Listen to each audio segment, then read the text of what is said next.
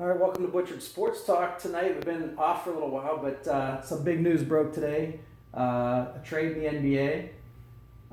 It didn't involve Kristaps Porzingis. It didn't involve Paul George. Well, those might happen still. Yeah, They might happen still. but it did involve somebody by the name of Chris Paul. Yep. So tell me a little bit about your quick reaction to this. So, quick recap of the trade. We basically have Chris Paul getting dealt to the Houston Rockets out of all teams. And they're giving up Patrick Beverly, who was a incredibly hustling defender that was their lockdown defender through their playoff run. Yeah. They're giving up some Numerous playoff runs. I mean, he's They're giving up some of their instant scoring in Lou Williams, and they're also giving up a piece that they have banked on in the future with University of Wisconsin's Sam Decker, as well as 2 additional players and I believe a conditional 2018 first round pick, if I'm not mistaken. So that's a lot to give up for Houston.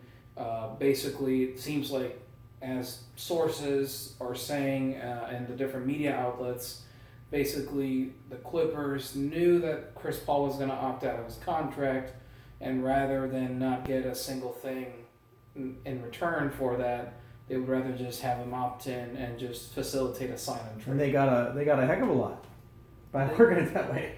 No, they definitely did, but I don't know that it really helps either team, right? Because on one side, Chris Paul, he's at that stage of his career where he has clearly expressed that he just wants to go after the rings. Right. This is a player that, in spite of all of his extraordinary achievements, has not managed to get out of the first round of the playoffs in some time. You know, he has the same stigma that early 2000s Garnett had with the Minnesota Timberwolves in that sense. And he just wants that trophy. That's really what he's looking for. And he's been an ultra competitive guy his whole career. He's definitely been focused on winning, and they've gotten close at times with the Clippers. They've had some real bad luck in game 6s and 7s throughout his run there. So it's him reaching for that opportunity. He's got a guy in James Harden, where Harden, looked great for most of the season and most of the playoffs, but the last taste that we have in our mouth from Harden isn't a good one.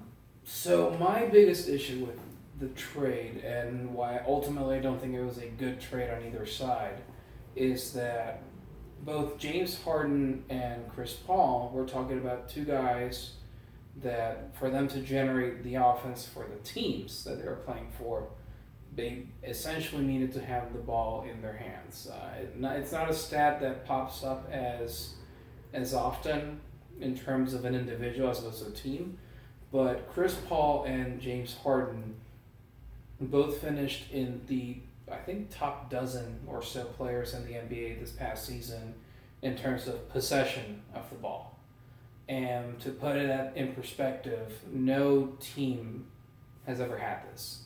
Every team maybe they might have 2 people in the top 20, top 25, which still dictates there is a clear floor general and a clear go-to scorer. Sometimes it can be one and the same. But when you're looking to basically, how is D'Antoni going to reconstruct his system so that now Chris Paul, a guy who needs the ball to be able to generate offense for both himself and other people, and same with Harden, how do you balance that out? How do you go forward? I mean, yes, maybe Harden can transition back into being a shooting guard, but will that work, having just had so much success proving that he can be such a efficient point guard in terms of scoring and being able to dish out X amount of assists per game? So is that going to be a regression for Harden, who's clearly the younger of the 2 players, the one that should be the franchise should be invested more in? On top of that, I mean, the Clippers, on the flip side of this, are not getting really that much out of this, right? Because you're looking at Patrick Beverly, who, ever since James Harden was in Houston, suddenly he doesn't really need to do as much work in terms of the offensive side of the board. He just has to basically hustle on defense, be that lockdown defender that Houston needed, and pop out for a couple threes every so often. and now he's being thrust into this role where he's going to basically share the spotlight with Austin Rivers, most likely, in terms of now you need to make sure that, assuming Blake Griffin returns, that he gets his touches, making sure that when lobs are available for DeAndre Jordan to knock down, making sure that pick and rolls are happening so that JJ Redick can get his fair share of three-pointers out of there. And then you also mentioned Lou Williams. I mean, how does Lou Williams fit into their system? How are they going to build an offense that incorporates Lou Williams? I mean, he could be a scorer for that team. Absolutely, because that was the thing. That's the thing that has plagued the Clippers for so long in their futile playoff runs, is that their starting lineups were doing a good amount of work, but by the end of the season it translated into too much work, and the benches were not able to supply with enough of a scoring punch so that they could offset the starters resting in playoff games. So in that sense, yes, their bench might have gotten a little deeper, but we're also talking about a starting lineup that is very much right now in flux, and perhaps still even more, knowing that even though the priority of the Clippers is re-signing Blake Griffin, that does not necessarily mean that Blake Griffin is going to come back. So do you think this is one of those moves that, I mean, first of all, we're going to wait and see how this evolves for both teams. It doesn't look really good at this moment. But do you think it's one of those moves that impacts the rest of the NBA in the sense that these dominoes have fallen now that the draft has occurred, the draft dust has settled a little bit? Do other dominoes start to fall around the league in terms of players moving around? I believe so. I think this draft carries high expectations moving forward. This is one of those drafts that people are looking at it as, it might not be quite on the power level of the 84 draft or the 2003 draft that, gave everyone so many dynamic players and just defined the eras for so many franchises. But there's a lot of people looking at this as like a 96 draft, a draft that, heading into it, you knew there were really good players, but ultimately you didn't know how great they would become. They say that this draft class has that kind of potential, right? And I could see that because, I mean, if you walk to the man on the street right now and you ask, who was picked after pick number 5 in this NBA draft, 5 through 10, 10 through 15? Yeah. You're not going to hear many people recite the names. Exactly. And if you think about it, that was the same case back in 96 where people didn't really know who was Kobe Bryant or who was Steve Nash. And those are two clear-cut examples of people that went on to just have fantastic careers in the NBA, But yeah, definitely the draft having finished is a very, very big part of what is going to happen now in terms of free agency. A lot of pieces starting, the picture starting to become a little bit clearer.